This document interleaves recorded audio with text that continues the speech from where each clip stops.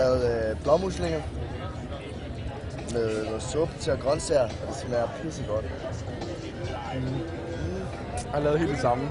Det er et fantastisk koncept, de har fået stablet på benene her, må jeg sige. Det er meget sjovt. Og der er rigtig god service. Ja. Altså, hun er hele tiden over os. Og de ved noget om tingene og sådan noget, så det er super cool. I come to Food Jam to make my own buffet. Omelette. Get the stomach in the place. Yes, to have some healthy food instead of the burgers all the time. And we cooked some omelette and had some vegetables. And he was the wizard. I was most inspirational and the supportive moral. Nothing healthy spell. Making good vibes the rest of the day. Yes. Og vi har lavet noget, vi har startet nogle grøntsager med noget yoghurtdressing.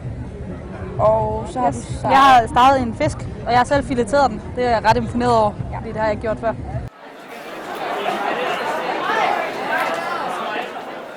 Jeg var sidste år. Rimelig populært faktisk. Det synes jeg var mega fedt. Så.